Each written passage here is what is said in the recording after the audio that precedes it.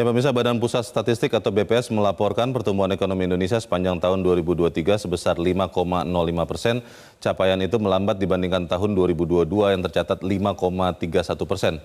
Apa penyebabnya? Mari kita lihat beberapa data berikut ini. Kita melihat bahwa berdasarkan BPS, pertumbuhan ekonomi atau PDB 2023 tercatat di 5,05% untuk tahun 2023. Ini adalah melambat dibandingkan tahun 2022 yang tercatat 5,31%. Dan kalau kita saksikan sama-sama, di tahun 2019 sebelum pandemi COVID, angkanya adalah 5,02% dan 5,05 ini juga mendekati keadaan sebelum pandemi COVID. Lalu kalau kita lihat data berikut, kita melihat pertumbuhan apa yang menyumbangkan PDB itu berdasarkan lapangan usaha. Kita melihat yang paling banyak adalah kelompok transportasi dan pergudangan, itu angkanya ada di 13,96%. Kalau kita melihat bagaimana kehidupan kita banyak menggunakan juga e-commerce, bagaimana itu kemudian sebetulnya memperbanyak konsumsi transportasi dan pergudangan, ini salah satu penyumbangnya. Lalu yang nomor 2, kita melihat lapangan usaha yang menyumbangkan PDB 2023 adalah pertambangan dan penggalian, angkanya ada di 6,12%. Bagaimana dengan pabrik-pabrik atau industri pengolahan hanya menyumbang 4,6% dan perdagangan reparasi juga menyumbang 4,8%. Yang harus diwaspadai oleh kita semua adalah pertanian, itu hanya menyumbang 1,3%. Ini memang adalah sejalan dengan hasil sensus pertanian yang belum lama kita juga rilis, bahwa memang petani kita semakin tidak mau bertani karena sudah berhitung akan merugi dari awal. Lalu kita lihat data berikut. Pertumbuhan berdasarkan pengeluaran. Yang sangat menarik adalah di tahun 2023 tercatat konsumsi LNPRT, tadi sudah kami laporkan, ini adalah lembaga non-profit yang memberikan barang-barangnya gratis, itu adalah penyumbang pertumbuhan berdasarkan pengeluaran tertinggi. Angkanya 9,83%. Ini sebagian besar adalah disumbangkan oleh persiapan pemilu. Mungkin Anda juga mulai menikmati, tanda petik, apa-apa yang didapatkan dari partai-partai yang mengikuti pemilu dan juga calon presiden. Lalu nomor 2 masih tetap disumbangkan oleh konsumsi rumah tangga hampir 5%, tepatnya 4,8%. Sementara konsumsi pemerintah hanya 2,95%. Yang patut diwaspadai juga adalah pembentukan modal tetap bruto atau PMTB, karena ini sebetulnya salah satu indikator bagaimana keyakinan kita semua akan masa depan pertumbuhan ekonomi bangsa kita. PMTB tercatat hanya 4,4%, ini malah kalah dibandingkan konsumsi rumah tangga yang 4,8%. Ini yang harus diwaspadai. Ini juga mungkin mencerminkan bahwa orang-orang masih menunggu apakah pemilu ini akan hasilnya seperti apa.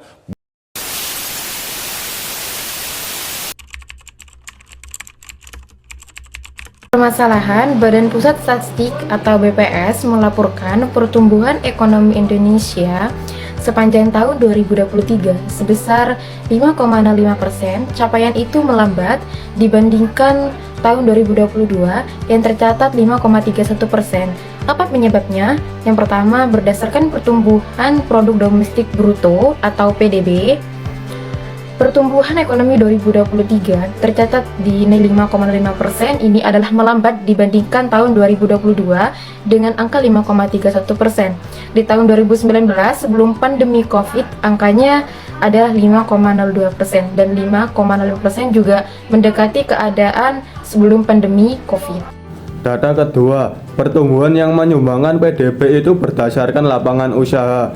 Yang paling banyak yaitu transportasi dan pergudangan. Selanjutnya yaitu pertambangan dan penggalian. Kemudian pabrik-pabrik atau industri pengolahan, perdagangan dan reparasi.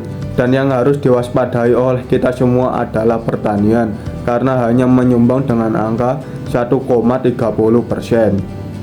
Data ketiga, pertumbuhan berdasarkan pengeluaran. Konsumsi LNPRT tumbuh tertinggi di angka 9,83%, dipengaruhi oleh persiapan pemilu. Konsumsi rumah tangga tumbuh hampir 5%, tepatnya 4,82%.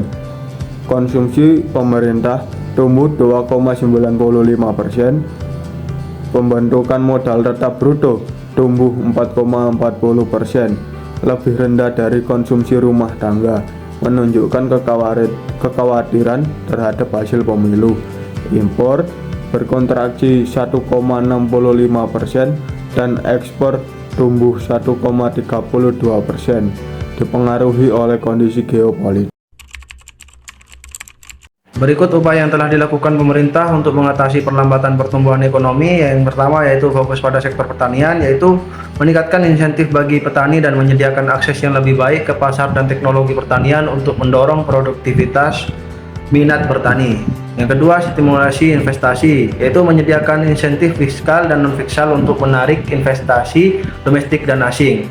Untuk yang ketiga yaitu penguatan konsumsi rumah tangga, meningkatkan daya beli masyarakat melalui program bantuan sosial dan kebijakan ekonomi yang mendukung pertumbuhan lapangan kerja.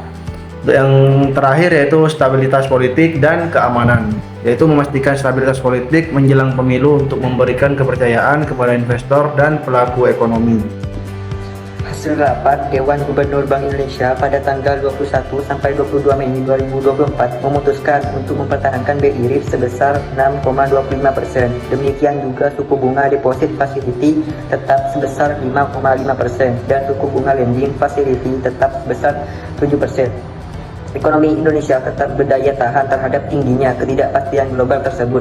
Pertumbuhan ekonomi pada triwulan 1 2024 tercatat 5,11% meningkat dibandingkan pertumbuhan pada triwulan sebelumnya sebesar 5,04%. Keputusan pemerintah untuk menstimulasi investasi untuk pertumbuhan ekonomi ini sangat tepat. Hal ini didasarkan pada data yang tertera pada Antara News yang menyatakan bahwa investasi tahun 2023 ini melebihi dari target awal yang ditetapkan oleh Presiden, yaitu sebesar 1.400 triliun. Sedangkan perolehan investasi tahun itu sebesar 1.418,9 triliun. Lalu investasi ini dapat menyerap tenaga kerja sebanyak 1.823,543 orang. Berdasarkan hal itu, ditaksir pertumbuhan ekonomi Indonesia itu sebesar 1,35%. Fokus pemerintah di sektor pertanian yaitu meningkatkan insentif petani dan meningkatkan minat para generasi muda untuk menjadi petani merupakan langkah yang sangat efektif karena pertumbuhan ekonomi telah meningkat sebesar 5,11% di tahun 2024. Hal ini dapat dari upaya-upaya program pemerintah untuk meningkatkan pertumbuhan ekonomi tersebut. Yang pertama, pemerintah telah meningkatkan anggaran pupuk subsidi sebesar 54 triliun yang akan diberikan kepada para petani secara lebih merata. Yang kedua, program KUR kredit usaha rakyat pertanian yang memberikan akses permodalan pada para petani dengan bunga yang rendah. Yang ketiga, program petani milenial yaitu memberikan pelatihan, dukungan bisnis, dan teknologi digital kepada para generasi muda.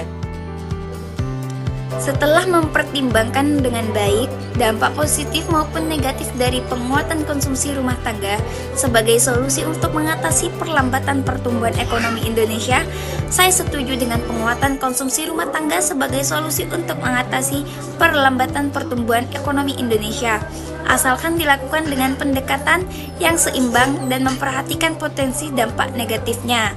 Terus pemerintah harus mengimplementasikan kebijakan yang komprehensif termasuk pengelolaan utang, investasi di sektor lain, dan pengendalian inflasi untuk memastikan keberhasilan dan keberlanjutan pertumbuhan ekonomi. Di sisi positifnya, kebijakan suku bunga tinggi juga memiliki tujuan untuk menjaga stabilitas makroekonomi dan mengendalikan inflasi. Langkah ini mencerminkan upaya Bank Indonesia dalam memperkuat koordinasi kebijakan dengan pemerintah untuk memitigasi dampak resiko dari ketidakpastian pasar global. Dengan demikian, meskipun adanya potensi dampak buruk, kebijakan ini diambil dengan mempertimbangkan perlindungan terhadap stabilitas ekonomi jangka panjang. Dengan demikian, keputusan Rapat Dewan Gubernur Bank Indonesia pada 21-22 Mei 2024 membantu memperkuat stabilitas makroekonomi dan mendukung pertumbuhan ekonomi Indonesia. Saya setuju terkait keputusan pemerintah untuk memastikan stabilitas politik menjelang pemilu di Indonesia, karena hal tersebut dapat meningkatkan kepercayaan investor dan pelaku ekonomi karena mengurangi risiko ketidakpastian kebijakan dan menjamin keberlanjutan program ekonomi. Bukti dari Bank Dunia menunjukkan bahwa negara dengan stabilitas politik yang tinggi lebih mampu menarik investasi asing langsung yang mendorong pertumbuhan ekonomi. Contohnya, pada pemilu tahun 2019, stabilitas politik yang terjaga di Indonesia berhasil menarik minat investor asing. Terbukti dengan meningkatnya aliran investasi langsung sebesar 6,8% dibanding tahun sebelumnya. Saya setuju mengenai kebijakan yang dilakukan pemerintah untuk memulihkan pertumbuhan ekonomi melalui penyediaan lapangan kerja, akselerasi kebijakan di sektor padat karya, dan transfer keuangan dana daerah adalah langkah yang tepat. Dengan prediksi pertumbuhan ekonomi yang positif dari Bank Indonesia dan dampak nyata dalam peningkatan lapangan kerja dan investasi, kebijakan ini menunjukkan efektivitasnya. Namun, untuk mencapai hasil yang maksimal, pemerintah perlu mengatasi tantangan dalam hal sinkronisasi kebijakan dan keterlambatan implementasi APBN melalui peningkatan koordinasi, peningkatan kapasitas daerah, dan penyederhanaan birokrasi. Untuk kesimpulannya, pemerintah Indonesia telah mengambil berbagai langkah untuk mengatasi perlambatan pertumbuhan ekonomi, termasuk fokus pada sektor pertanian, stimulasi investasi, penguatan konsumsi rumah tangga, dan memastikan stabilitas politik. Langkah-langkah ini bertujuan untuk meningkatkan produktivitas, menarik investasi, meningkatkan daya beli masyarakat, serta memberikan kepercayaan kepada investor dan pelaku ekonomi. Meskipun terdapat dampak positif seperti pertumbuhan ekonomi yang stabil dan peningkatan lapangan kerja, juga terdapat potensi dampak negatif seperti peningkatan utang rumah tangga dan inflasi yang perlu diwaspadai.